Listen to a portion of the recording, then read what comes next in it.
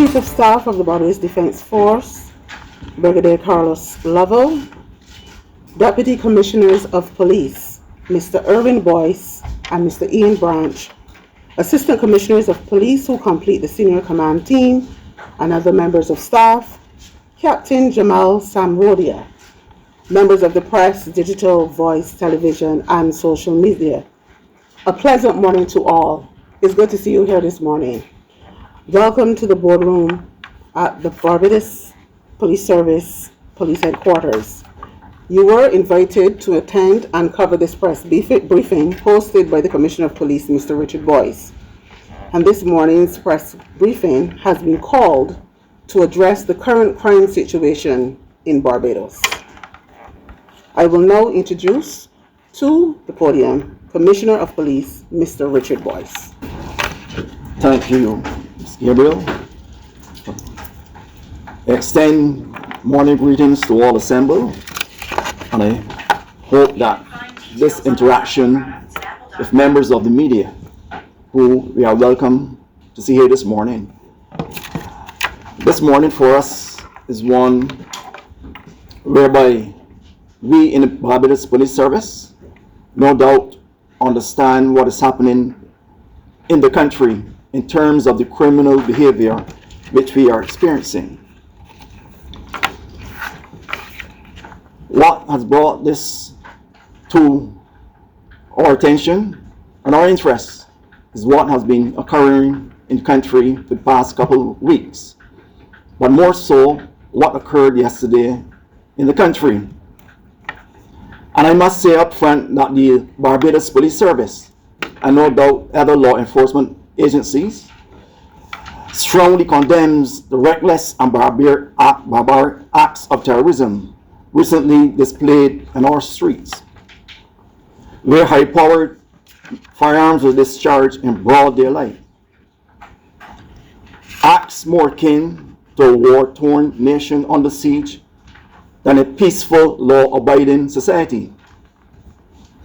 Barbados is, regrettably, currently experiencing a proliferation of illegal firearms in the hands of individuals who exhibit no regard for human life or civil order. These individuals are not only a threat to our communities, but a direct affront to the values we uphold as a nation.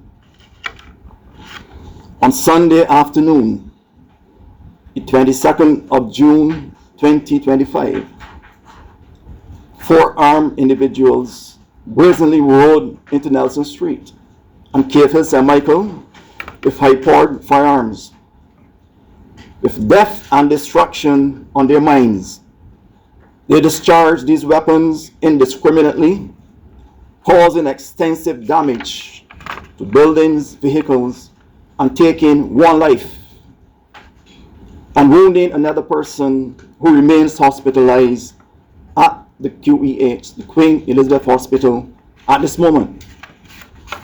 These events represent a coordinated attack on public order. Such atrocities will not be tolerated. The Barbados Police Service, in collaboration with the Barbados Defense Force and all national security and supporting agencies, will employ every lawful measure to identify and dismantle these criminal networks. We will use our full collective resources to defeat these thugs, gangsters, and all those who willingly support their criminal conduct. We will also call upon the good citizens of Barbados to support this noble and necessary cause. Your cooperation is essential in the restoration of peace and safety in our communities. Now, there were a series of events which led to what occurred yesterday, and I will take persons present and no doubt the country through the stages of these events.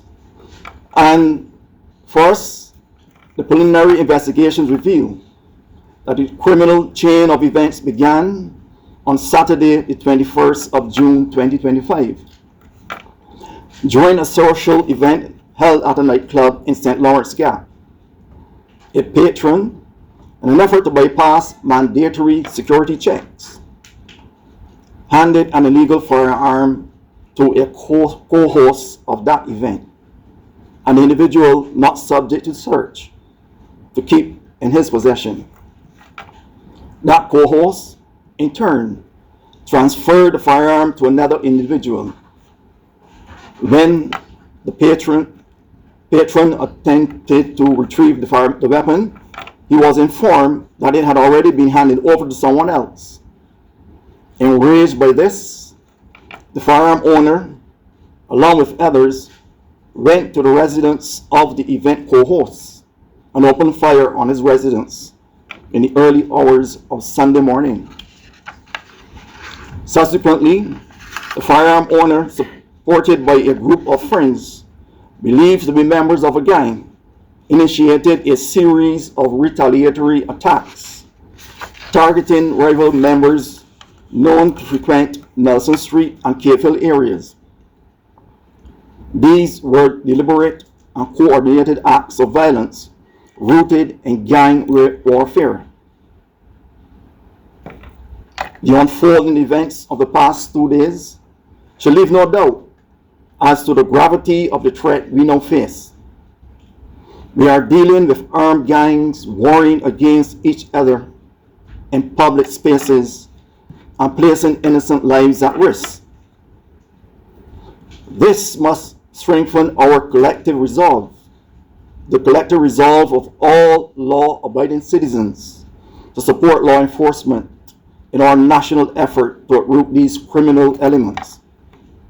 The Barbados Police Service and the Barbados Defense Force will continue to act in unison to confront and suppress gang activity and all forms of domestic terrorism. We have pleaded with these lawless, violent gangs who have now declared open war on our society. The heinous acts of holding entire communities to ransom cannot be allowed to continue. We will move with urgency, implementing enhanced strategy to rid the country of such behaviors. We fully understand the fear and anxiety that the country is experiencing at this time. Let it be clear, we are not throwing up our hands in the air. We are not surrendering to this threat. Our response will be intelligently driven and based on intelligence and targeted and strategic dismantling of these terrorist elements. Our actions will be robust, decisive, and within the full force of the law. Failure to act is not an option. It is not merely a mandate. It is an honor duty which we shall undertake. And that is the substance of our briefing this morning. I will now entertain any questions when persons assemble, and myself and members of the senior command team will engage any questions which you would want any clarification on, and how we can assist you. We do that as best as we can. So the floor is open for any questions that the media wish to ask. Commissioner Emmanuel Joseph today. This is the first time that I can recall that you have branded these people as terrorists and gangsters. What would have prompted that description? The whole fallout where the criminal element is operating, how they are operating, they are banding together, and their actions is creating tremendous fear in the country. And not only that, multiple persons stand in a breach of being impacted negatively, whether it's in death, serious injury, or even buildings and other premises may be destroyed. So their actions are akin to what happens when terrorists operate in other lands. So we have to be mindful of those things that can occur and treat it as though we are up against those terrorists, how they operate, because they operate with no regard whatsoever for life and property and the safety of the country. So that is the only way we have to approach it. You said that you are making headway in terms of this latest incident, in terms of putting your hands on the culprits. We are early in stages of our investigations. As you would know, there are a number of bits of videos out there, pieces of videos, snippets of it, that shows two motorcycles and persons on them. And we, from our investigations and our intelligence, we are on the right track where this is concerned. So we would follow the intelligence, follow the leads, and take the appropriate actions as we go forward. I noticed that there are cameras at various junctions on the street, on the highways. And I'm seeing some of these motorcyclists red lights, going through red lights. Are these cameras functioning, and what effect have they been working for you on this regard? Cameras for us is very, very much welcome. They bring quality support because it is a force multiplier. We cannot put officers at locations. So having those cameras available for us, we can look at them, see what is happening, and take the appropriate action to address those situations. The cameras on the lights are working. On the traffic lights, is they in operation? Those cameras are in operation. There's no secrecy about that whatsoever. That is well known. Just one question. Are you satisfied with getting enough support from the government when it comes to the issue of fighting crime? Do you think Barbados should go on a period of curfew? The government from the outset have been very, very supportive in the efforts of what the Barbados Police Service does, and also what the Barbados Defense Force does. Yes, the government is with us 100%. Every resource that we need to address the situation is being given to us. So that is not a problem where we're concerned. It is there, willingly given to us. On the issue of curfew, do you think that is something that will persist? It is a situation that we can consider. But at this point in time, I would not say definitely yes, that we've reached a stage where we can go into curfew stage. It is not that serious of a concern for us. So we would make sure that it does not get to that level whereby we have to cordon down a particular district or impose a curfew. That will not work for us at this point in time. One question, sir. The government has said that the issue of tint is something that the police requested to assist you guys in fighting crime and so on. With this recent surge, do you still think that the issue of tint is no more important, or do you see it as not as valid given the public already?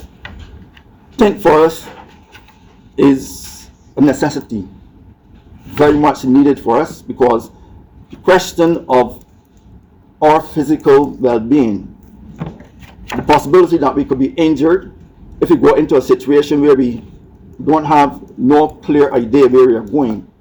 For persons can stand behind tinted vehicles and injure a law enforcement officer. For us, yes, tint is very much needed. Carlos Alvo, Nation newspaper. I just want to clarify, the entire shooting, all these shooting incidents, were they all gang related, including in St. Stephen's and I think it was, St. Stephen's, is it? There is and was an element of gang involvement in both shootings. What I would let persons know that there are districts in the island whereby persons in one district, they are associated with other persons in various districts. So what I'm saying that an enemy in District A will still have a friend in District B. In other words, persons are not gelling in one district and supporting each other. There are persons within districts that are against each other.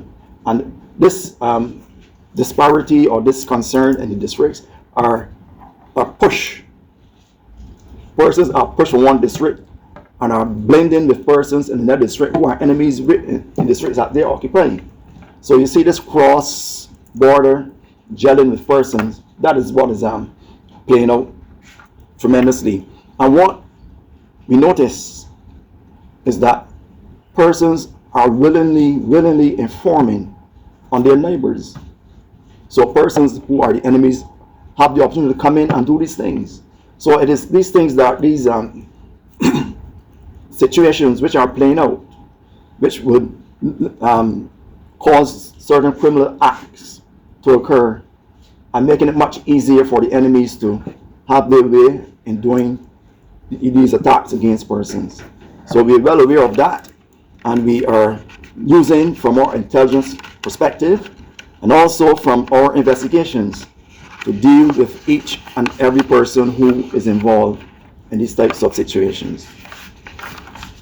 As a result of the fact that motorcycles are being used to commit crime, and this is not the first time, would there be a greater attention on motorcycles? Motorcycles for us is a problem that we have attempted, had some success in the past of addressing. The criminal element, they're resorting to easy means of getting away from any situations. Motorcycles allow persons to beat the traffic, get through from one what they call a jam, traffic jam, and move freely to and fro. It is also very nimble means of transport that you can avoid and escape certain situations or events that are taking place. So over time we have found that persons are very keen to resort to those motorcycles which are very fast on the road. The speed very easily, and they can outmaneuver, and with high acceleration can move swiftly through traffic and such like. So that is why you see persons are resorting to that means. But we, as a service, we put our resources in place, especially certain days when we know that persons are likely to be out there on motorcycles moving around. So that is something that we are employing. We have a dedicated staff moving around, driving around, and dealing with this motorcycle issue. We have confiscated a number of these cycles, and we intend to continue that effort because we know it is a way of facilitating their nefarious criminal behavior, and we intend to get rid of those, most of the time, unregistered motorcycles on the roads. Can you tell us the ID of the latest for the victim? Yeah. ID of the latest for the victim, is that has been released as yet? No, yes, we have, the press has had knowledge of that already. No, I didn't see it, sorry. I heard there's a shooting in Carrington Village, can you confirm? You heard? There's a shooting in Carrington Village after the latest one. No, we haven't heard of it. I also want to ask you, can you shed some light on the action in the Pine recently, or this month, and in Odessa, the clean drive on Saturday, when the police would have blocked off those neighborhoods, those communities, and did search his houses, cars, people. Can you tell us what that's all about? Again, there are certain measures and interventions that we in the law enforcement will take to address issues of crime. There are certain jurisdiction or districts, or however you want to term them, whereby persons are well bent on creating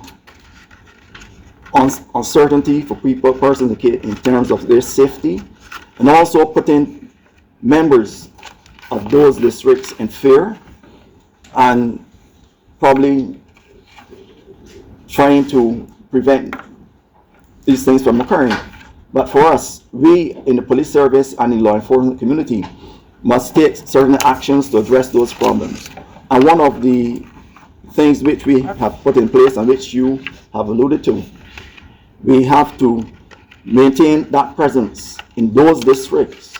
And quite often you will see such action being put in place and executed again and again and again, because it is a revolving door in terms of these persons acting up and going after each other. So we in the police service must be willing and able to deal with those persons who are creating this level of fear in the districts.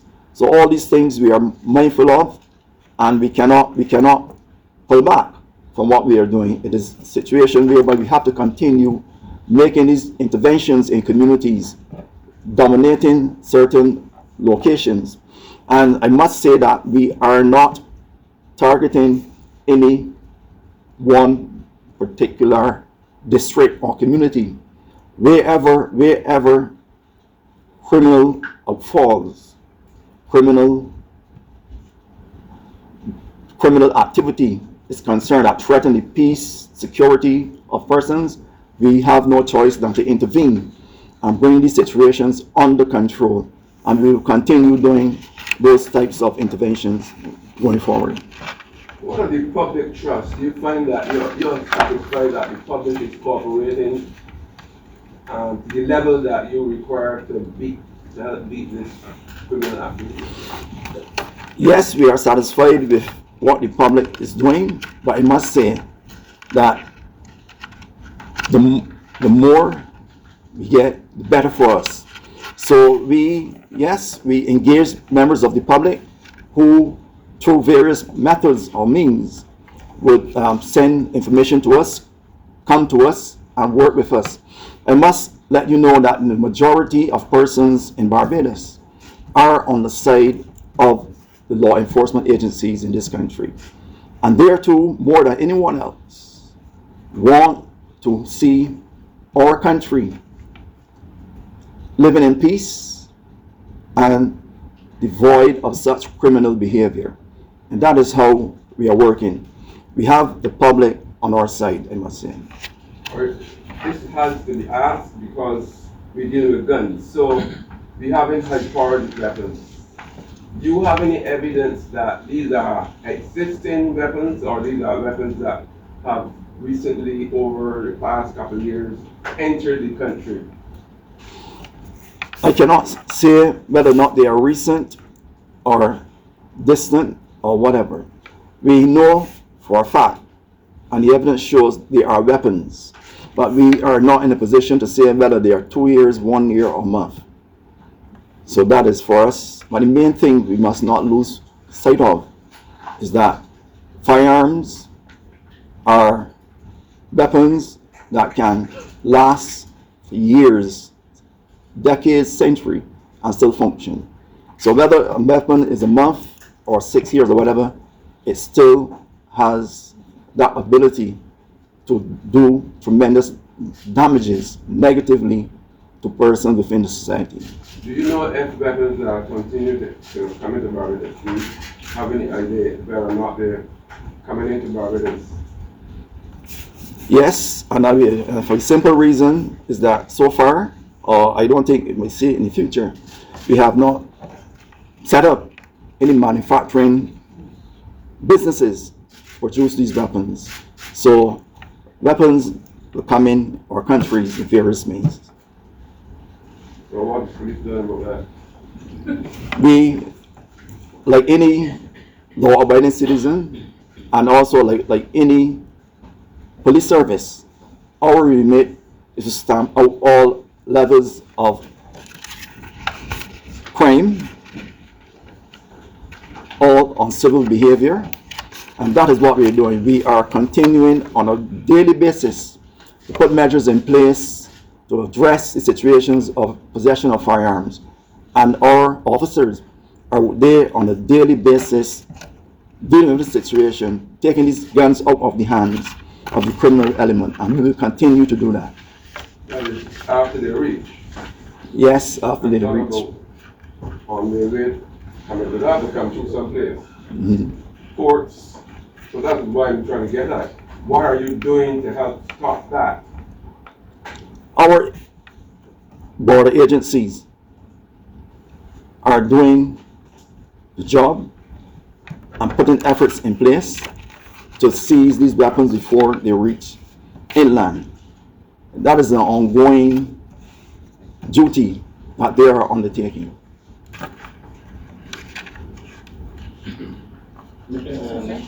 Unfortunately, there's been a perspective that the police can be heavy-handed. Can be little. Heavy-handed. Like, we went to the community and that's in the Plains Drive. They're saying some of the officers are being overly aggressive, including the women. They're not even copies of the warrants when they're searching the houses. And they're moving with a mask on their face and playing clothes like if they're criminals too. I just want to know, what would you respond to that? Well, so far I haven't heard or yet a briefing. I got a briefing on those things you're talking about. But what I can say is that we as a police service professional one, I must say, and also we, along with members who support us from the other agency, we operate in a professional manner. And every situation that you go into, you have to look at the situation and do the type of intervention and how the manner it is executed to suit the situation. So if the police or members of the Barbados Defense Force are engaged and employed in dealing with such situations, whatever the situation is, we have to adapt to it. If it is friendly, well, so be it. We will be friendly also. But if things within a community are threatening to us, then we will have to move from level A to level B or whatever to calm the situation and take control of the situation. And that is how we operated over the years, and that is what I would tell my people first when people do your work, the highest level of professionalism, but situations can change. You can go in an operation and things are calm and quiet, and for no reason things just explode negatively. So we have to be prepared and ready to deal with any situation. There are people in society who believe that this situation probably will change, especially beyond the control of the Barbados Police Service. What would you say to those citizens who believe that it's out of the control of the police service? I would say that that is the wrong impression. I can assure you, members of the media and also the country, that we in the Barbados Police Service, we are not working in a silo. We have the good and excellent support of the Barbados Defense Force and other law enforcement agencies. So we have the resources at our disposal. What needs to be happening at this point in time is the input of parents, mothers, the fathers, brothers, sisters, whole of community. We want peace. We want tranquility in this country. So it is a duty on everyone in the country to come to the table and support the agencies that are involved in keeping this country safe. That is how we will work. It has worked in the past when communities gel law enforcement agencies and they got the job done. There's no reason in 2025 why the community cannot come and work with us. We have to pull away from being or having an attitude. It's not my problem, it's not my care, it's not my responsibility. It is everybody's problem. Everyone should care, and everyone should lend a helping hand and join the club of keeping Barbados safe. And I ask each and every citizen to come on board and partner with us going forward. We need your support. We can work in tandem. We can work in consort. We can also look to each and every community and make sure all of the bad actors are removed from the communities and sent where they need to be kept, whether it is dogs or some other institution whereby they can be moved away from society and let us live a peaceful life going forward. Do you believe we will have enough officers on board in terms of personnel? Yes, I must say that because it is not only the Barbados Police Service, my partner agency, the Barbados Defense Force is on board. And very soon, we will meet with the media and explain to them the big plans that we have going forward to deal with the situation. So manpower will be strengthened where we are concerned. What is happening needs that type of intervention. And you will see it, you will hear about it in the very near future. The big things, the big interventions, and how we're going to do it. By partnership, by involvement of each and every agency, security-wise, law enforcement-wise in the country. And mind you, it is not only a Barbados situation or Barbados approach. We have our partners in various jurisdictions that we can call on for that type of help. So our reaches will be wide, and we will not leave any stones unturned when it comes to keeping Barbados safe and putting those types of plans in place for the country and keep it safe and sound. So you're saying that if need be, we will look outside for assistance? Assistance does not only mean bringing manpower to Barbados. There are other events that we can deal with in terms of policing our country. My final question is, we're heading to the hectic year of a crop over.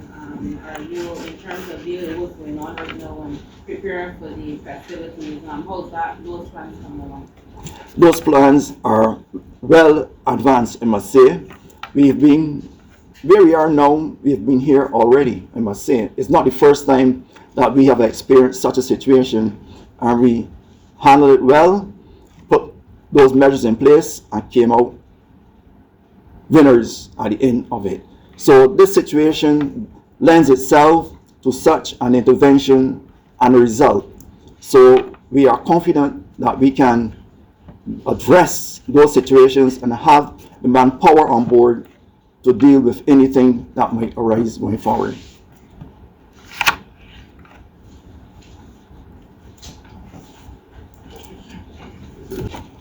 Thank you, members of the media. Thank you, everyone. It's nice having you engage, and looking forward to the full support of the media into the crossover season. And then we will meet very soon and discuss that further going forward. Thank you again.